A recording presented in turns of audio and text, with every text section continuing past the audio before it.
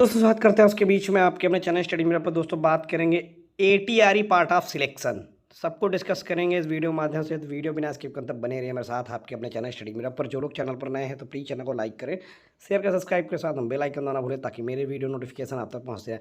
दोस्तों एटीआरई part of selection है या नहीं है, जिसकी सुप्रीम कोर्ट में लगातार लड़ाई चल रही है। अभी इसी बीच हाल ही में आया ईडब्ल्यूएस का अपडेट ऑर्डर, जिसमें कोर्ट ने एटीआरई को एक क्वालिफाइंग एग्जाम माना है। ठीक है, आप देख सकते हैं एटीआरई केवल योग्यता परीक्षा इस भर्ती का हिस्सा नहीं, यानी पार्ट ऑफ सिलेक्शन नहीं है।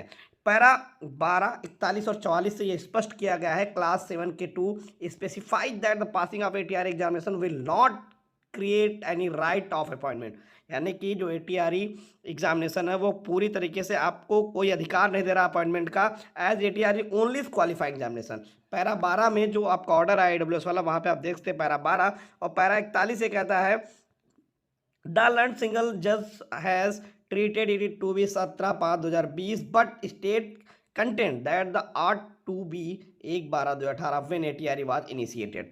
और पैरा 44 को जो यहाँ पर डिस्क्राइब किया है कि ATRE is only qualifying exam. आप देख सकते हैं लगातार मैं इस बारे में एक बार नहीं कई बार वीडियो बना चुका हूँ, लोगों को बार बार समझा चुका हूँ ATRE एक क्वालिफाइंग एग्जाम है, वो रहेगा, ये सत्य नहीं 101% स्पिरिचुअल ट्रूथ है। आप जितनी भी ताकत लगा सकते हैं आप लगा लीजिए, एटीआरई पार्ट ऑफ सिलेक्शन नहीं प्रूव हो सकता है। ठीक है, आप एक ईडब्ल्यूएस का और आदेश आ चुका है, तो अगर आप समझें तो 3-4 आदेश। सबसे पहले राघवेंद्र प्रताप सिंह का जो आदेश था उसमें एटीआरई क्वालिफाइंग एग्जामिनेशन माना गया डिवीजन बेंच का। उसके बाद 68,500 में ATRE part of selection part of qualifying examination माना गया। ठीक, उसके बाद 69,000 का ही डिवीजन बेंच का जो आदेश है तीसरा, उसमें भी एटीआरई पार्ट ऑफ क्वालिफाइंग एग्जाम माना गया। चौथा 69,000 का ईडब्ल्यूएस का जो आदेश है उसमें भी एटीआरई पार्ट ऑफ क्वालिफाइंग एग्जाम माना गया। 4 बड़े आदेश और 5वां सुप्रीम कोर्ट, जहां पर 3 जजेस की बेंच ने कहा था एटीआरई पार्ट ऑफ क्वालिफाइंग एग्जाम। इसको और डिटेल समझें तो दोस्तों देख सकते हैं कि यहाँ पर क्वालिफाइंग एग्जाम का देखिए, एक क्वालिफाइंग एग्जाम का मतलब क्या होता है। एटीआरई पास करना आवश्यक योग्यता है, सिर्फ एक क्वालिफाइंग नेचर है, इसको आप चयन यानी कि सिलेक्शन का कोई अधिकार नहीं मिलता। आप इसके अगर एटीआरई पास कर लेते हैं तो यहाँ से आपको सिलेक्शन का कोई अधिकार नहीं मिलता है, सिर्फ और सिर्फ ये एक चयन का हिस्सा है। ठीक है, एटीआरई टीचर एलिजिबिलिटी टेस्ट जैसे टीईटी होता है, केवल एक शर्त होती है ना कि चयन प्रक्रिया का भाग। ठीक, वैसे ही सिर्फ एटीआरई है, सिर्फ एक पास करना है आपको, इसके बाद अगर आप उसमें आएंगे तो ही आपको चयन मिलेगा, मेरिट में था नहीं मिलेगा। उसके बाद अगर कोर्ट ने क्या नहीं माना, कोर्ट ने यह तक स्वीकार नहीं किया कि एटीआरई भर्ती की प्रक्रिया शुरू हो गई, एटीआरई से ही भर्ती प्रक्रिया शुरू हुई, कोर्ट ने इसे अस्वीकार कर दिया। निष्कर्ष फाइनल आंसर क्या निकला कि एटीआरई चयन प्रक्रिया माना। क्या एटीआरई को कोर्ट चयन प्रक्रिया माना? तो नहीं माना। एटीआरई केवल योग्यता परीक्षा है। हाँ, क्या एटीआरई जो परीक्षा की शुरुआत है वो कब हुई थी? 17/5/2020 विज्ञापन की तिथि से।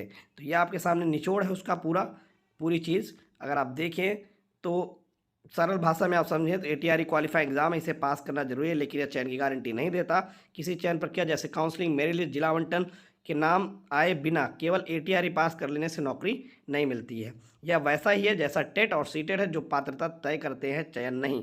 एटीआरई सिर्फ पात्रता मापता है, ना कि सीधी भर्ती करता। दोस्तों ये स्पष्ट लाइन आपके सामने है कि एटीआरई सिर्फ और सिर्फ पात्रता मापता है, कोई सीधी भर्ती नहीं करता।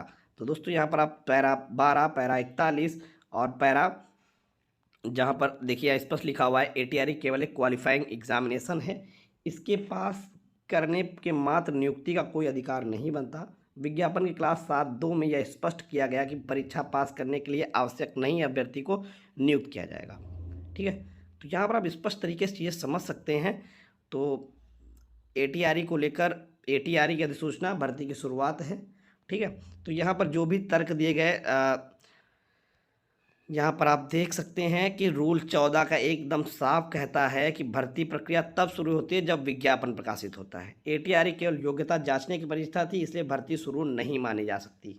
भर्ती का विज्ञापन 17 मई 2020 को जारी हुआ, अतः भर्ती की शुरुआत की तिथि भी यही मानी जाएगी। इसका परिणाम 18 फरवरी 2019 को लागू हुआ था ईडब्ल्यूएस, 17 मई 2020 को भर्ती हुई, इसे ईडब्ल्यूएस अक्षर लागू होना चाहिए था, ये तो मान लीजिए बात का मैटर है। तो एटीआरई की प्रकृति योग्यता की परीक्षा है, केवल नौकरी गारंटी नहीं है। सरकार का तर्क, सरकार एटीआरई को भर्ती की शुरुआत बता EWS से बचना चाहती थी।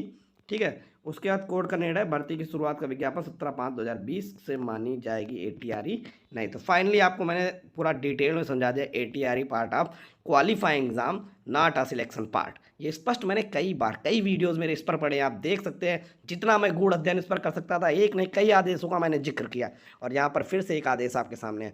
तो आप स्वयं समझ सकते हैं कि ATRE part of qualifying exam है, ATRE पार्ट ऑफ सिलेक्शन है। सुप्रीम कोर्ट में क्या होगा आप भी समझ सकते हैं, नहीं समझ सकते हैं आने वाले समय में जब ऑर्डर आएगा वहाँ से तब आप समझ जाएंगे। बहुत सारे विद्वान हैं और बहुत सारे लोग हैं, अपनी अपनी विद्वानता दिखाएंगे।